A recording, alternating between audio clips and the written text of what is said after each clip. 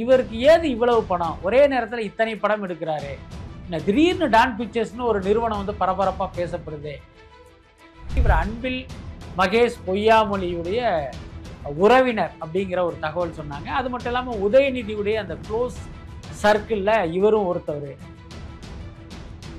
பணம் இவங்களுக்கு நிறைய இருக்கு, ஏகப்பட்ட படங்கள் தயாரிக்கிறாங்க, இவங்களுக்கு பெரிய பின்னணி இருக்குன்னு நம்ம நினைக்கிறோம். செட்டில் பண்ண வேண்டிய பணத்தை செட்டில் பண்ணாம அந்த ப்ரொடக்ஷன் மேனேஜர் ஒரு 4 பேர், அதுல ஒருத்தவங்க சுதா கொங்காராவுடைய மகள். அவங்க தான் அதனுடைய ப்ரொடக்ஷனை வந்து பார்த்தது. ஈபி மாதிரி அவங்களையும் சேர்த்தே வந்து இலங்கையில வந்து லாக் பண்ணிட்டாங்க. சுருக்கப்போன அந்த மணி லாண்டரிங்க்கு இங்க உள்ள திரைத்துறையினர் வந்து மிகப்பெரிய அளவில் அவங்களுக்கு உதவி பண்றாங்க. 100 கோடி ரூபா கலெக்ட் பண்ணிச்சுன்னு ஒரு 90 கோடி ரூபா பிளாக் மணியை நீங்க ஒயிட்டா வந்து அதில் காட்டிட முடியும்.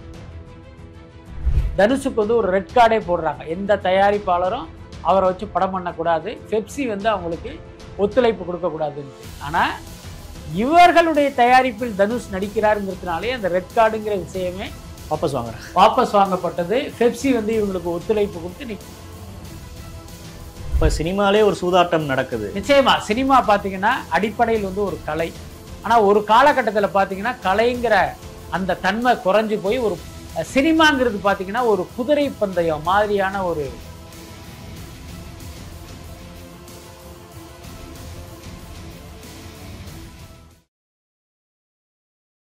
இந்த கடந்த 4 நாட்களாக தமிழ்நாட்டில் அதிகமாக பேசப்படக்கூடிய பேர் வந்து ஆகாஷ் பாஸ்கரன் அப்படின்ற அந்த பேர்.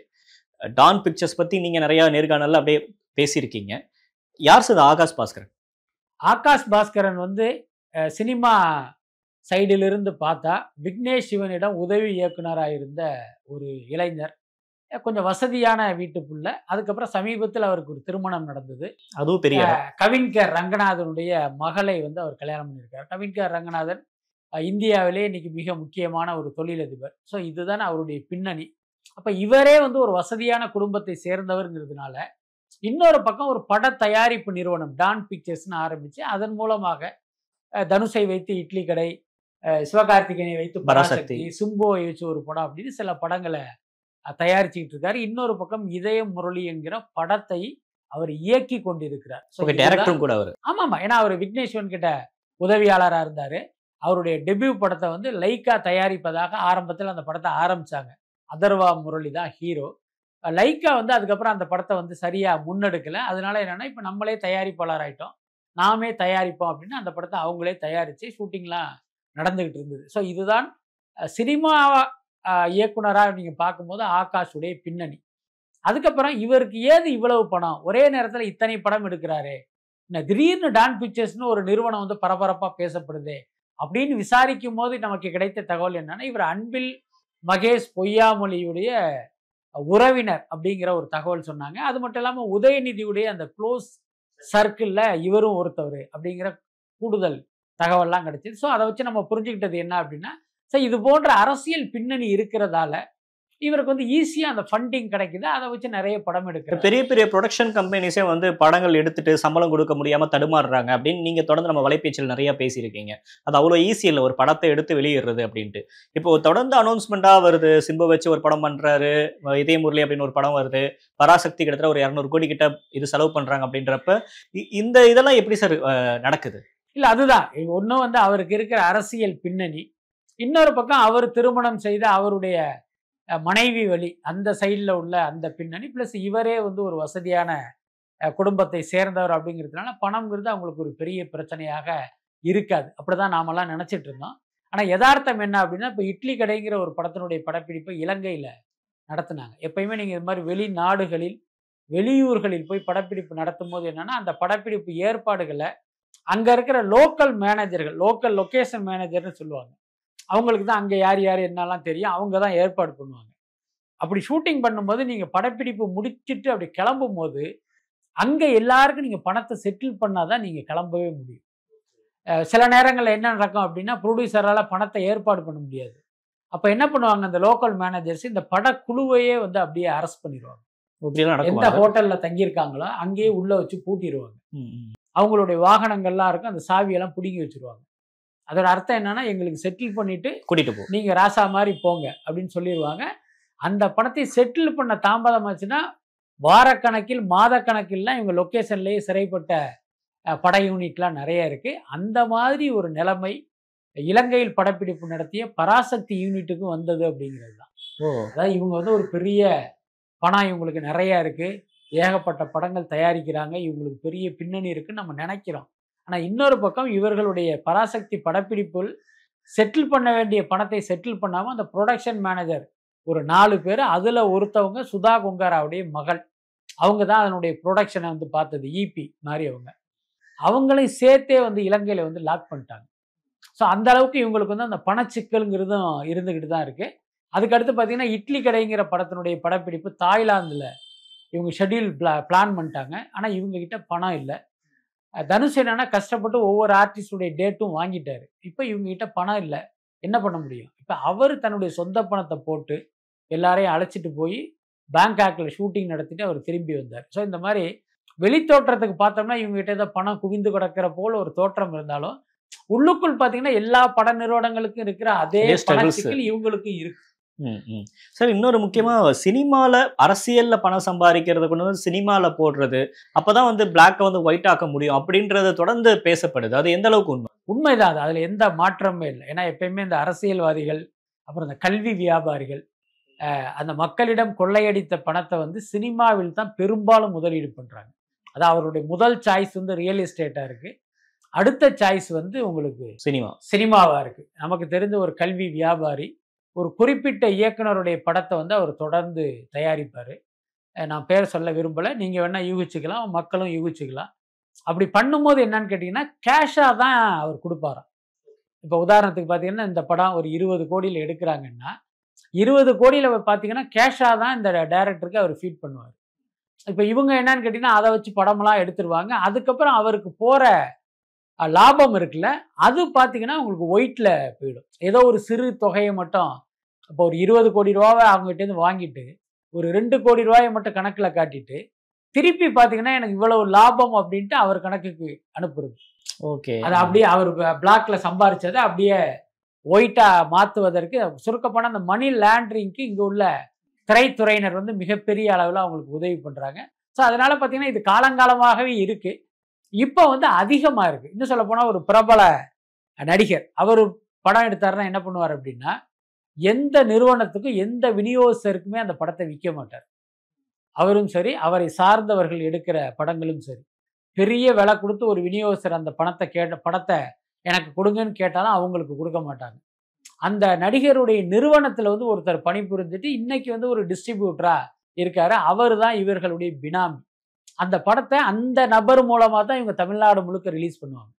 இப்போ இவருடைய படம் பார்த்தீங்கன்னா தமிழ்நாடு அளவில் ஒரு 10 கோடி ரூபா கலெக்ட் ஆச்சு அப்படின்னா அந்த நபர் தானே விநியோகஸ்தர், ஏன்னா அவங்களே தானே ஓன் ரிலீஸ் பண்ணுறாங்க. இப்போ இவங்க நினச்ச பணத்தை வந்து அதன் மூலமாக கணக்கு காட்ட முடியும். 100 கோடி ரூபா கலெக்ட் பண்ணிச்சுன்னு ஒரு 90 கோடி ரூபா பிளாக் மணியை நீங்கள் ஒயிட்டாக வந்து அதில் காட்டிட முடியும். ஓகே, இந்த மாதிரி பல்வேறு திரைப்பட தயாரிப்பு நிறுவனங்கள் மணி லாண்டரிங்க்கு தான் உதவி பண்ணிட்டு இருக்காங்க. ஸோ இந்த பினாமி அப்படின்றது சினிமால அதிகமாக உருவாகிறாங்க அப்படின்னு நம்ம புரிஞ்சுக்கலாமா? நிச்சயமா. என்ன காரணம், இங்கே உள்ள சினிமா தொழிலில் என்னன்னா ஒரு பிரபல பட நிறுவனங்களும் சரி பிரபல தயாரிப்பாளர்களும் சரி சொந்த பணத்தை போட்டு படம் எடுப்பதே கிடையாது. அவங்க இப்போ நம்ம வீட்டு பீரோவில் இருந்து பணத்தை திறந்து எடுத்தாந்து முதலீடு பண்ணி இந்த படத்தை எடுப்போங்கிற மாதிரி யாருமே கிடையாது. 100% கூட நீங்க சொல்லலாம். லாஸ் ஆயிருச்சு அப்படின்னா இருந்தது எல்லாம் போயிருச்சு அப்படின்னு சொல்றாங்க. அது எல்லாமே ஒரு நாடகம் தான். இவங்க என்ன பண்ணுவாங்க அப்படின்னா ஒரு படத்தின் மீது ஃபைனான்சியரிடம் கடன் வாங்கி அந்த பணத்தை வைத்து தான் படமே எடுப்பாங்க. அப்ப கடைசியில ஒரு லாபம் வரும், அந்த லாபத்திலிருந்து வட்டியை கொடுத்துட்டு பாக்கியை வீட்டுக்கு எடுத்துட்டு போவாங்க. ஒருவேளை நஷ்டம் வந்தா ஃபைனான்சியர்கிட்ட இவங்க கையை தூக்கிடுவாங்க, படம் எடுத்தேன் நஷ்டமாயிடுச்சு நான் என்ன பண்றது, அவ்வளவுதான். அதே மாதிரி ஒரு படம் எடுப்பாங்க, அந்த படப்பிடிப்பு நடக்கும் போதே என்ன பண்ணுவாங்க, அந்த பட தயாரிப்பு வாங்கிய பணத்தை எடுத்துட்டு போய் இவங்க வந்து சொந்தமா அவங்க பேர்ல ஊர்ல அங்கங்க சொத்து வாங்கிடுவாங்க. என்ன இப்ப இந்த படம் முடியறதுக்கு பணம் இருக்காது, அப்படி முக்காவாசி படம் எடுத்தாலும் அப்படி போட்டுருவாங்க. என்ன காரணம் அப்படின்னா இல்ல பட்ஜெட் எக்ஸஸ் ஆயிடுச்சு அதனால படத்தை முடிக்க முடியல அப்படின்னு கையை தூக்கிடுவாங்க. இப்ப கடன் கொடுத்த விநியோக ஃபைனான்சியர் என்ன பண்ணுவாரு, ஏற்கனவே இவ்வளவு ரூபா கொடுத்தாச்சு, அது திரும்பி வரணும்னா இந்த படம் முடியணும், அப்ப மேற்கொண்டு பணத்தை கொடுத்து அந்த படத்தை முடிக்க வைப்பாங்க.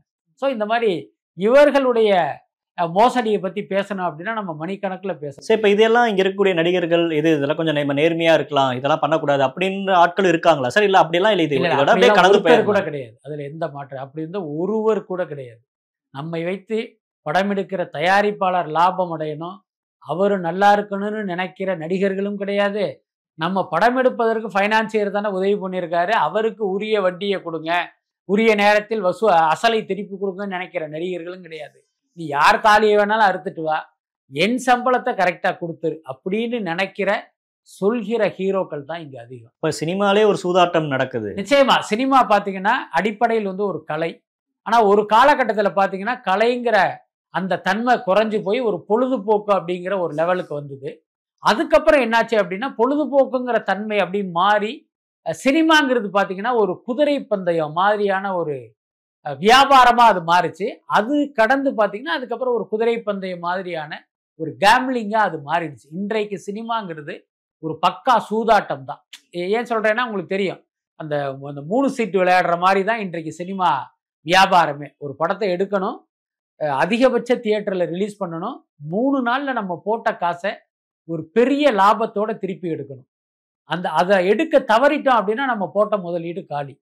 அப்ப அதை எடுக்கிறதுக்கு நம்ம என்ன பண்ணணும், அதுக்கு என்னென்ன பொய்கள் சொல்லணும், என்னென்ன பில்டப் கொடுக்கணும். இப்ப சமீபத்தில் கங்குவா போன்ற படங்களுக்கு இவர்கள் பண்ண அந்த பில்டப்லாம் உங்களுக்கு ஞாபகத்தில் இருக்கும். ஒரு தமிழ் படத்தை நீங்க எடுத்துட்டு இது 1000 கோடி வசூல் பண்ணும், 50 மொழிகளில் ரிலீஸ் பண்றோம்லாம் அதிகபட்ச பொய்யை சொல்லி அந்த மக்களை டெம்ப் பண்ணி தியேட்டருக்கு வர வச்சதெல்லாம் இந்த சூதாட்ட பின்னணி தான். உங்களுக்கு பொதுவாக தெரியும்ல, ஒரு குதிரை பந்தயத்துக்கு போனீங்க அப்படின்னா ஒரு தொத்த குதிரை இருக்கும், ஆனா அந்த குதிரைக்கு வந்து இவன் பயங்கரமா ஒருத்தர் பில்டப் கொடுத்துருப்பான்.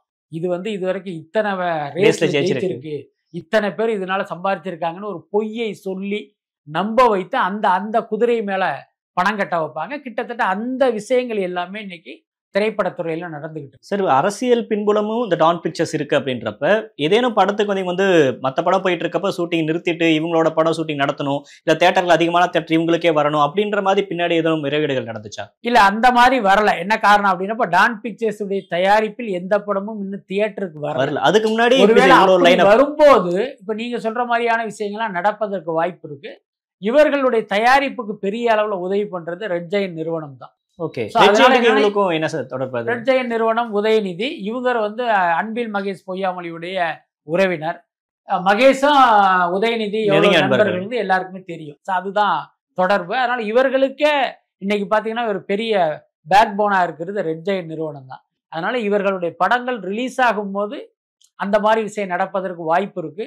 இதை ஏன் சொல்றேன் அப்படின்னா ஜனநாயகன் ரிலீஸ் ஆகிற அதே நாளில் தான் இவர்களுடைய பராசக்தி படமும் வருது. அன்னைக்கு வந்து ரெட் ஜெயினுடைய திருவிளையாடலை நம்ம நேரிலேயே பார்க்கலாம். ஆனா அதுக்கு முன்னால என்ன நடந்துச்சு அப்படின்னா, இட்லி கடை அப்படிங்கிற ஒரு படத்திற்காக தனுஷ்ட கால் ஷீட் வாங்குறாங்க. அதுக்கு முன்ன தனுஷுக்கு அட்வான்ஸ் கொடுத்த தயாரிப்பாளர்கள்லாம் கம்ப்ளைண்ட் பண்ணி தனுஷுக்கு வந்து ஒரு ரெட் கார்டே போடுறாங்க, எந்த தயாரிப்பாளரும் அவரை வச்சு படம் பண்ணக்கூடாது, பெப்சி வந்து அவங்களுக்கு ஒத்துழைப்பு கொடுக்கக்கூடாதுன்ட்டு. ஆனா இவர்களுடைய தயாரிப்பில் தனுஷ் நடிக்கிறாருங்கிறதுனாலே அந்த ரெட் கார்டுங்கிற விஷயமே வாபஸ் வாங்கப்பட்டது. பெப்சி வந்து இவங்களுக்கு ஒத்துழைப்பு கொடுத்து இன்னைக்கு பெப்சிக்கும் தயாரிப்பாளர் சங்கத்துக்குமே ஒரு பெரிய பிரச்சனை போயிட்டு இருக்கு.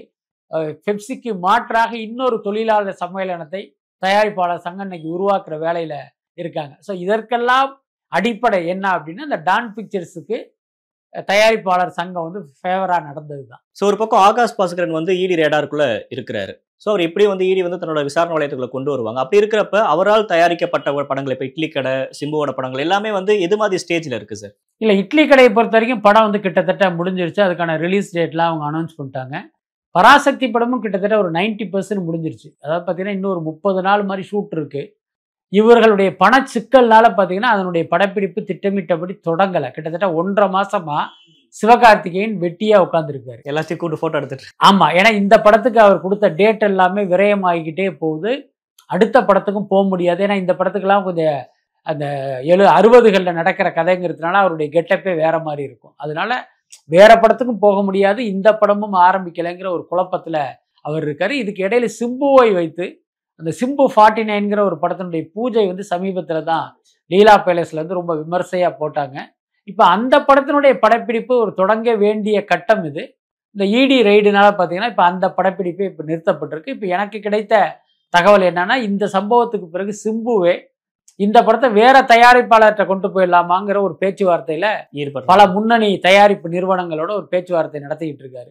அதனால இந்த மாதிரியான ஒரு சிக்கல்ல தான் டான் பிக்சர் என்ன நடக்குது அப்படின்னு பொறுத்து பார்க்கலாம் சார். உங்க கருத்திற்கும் நேரத்திற்கும் நன்றி. தேங்க்யூ. ரொம்ப நன்றி.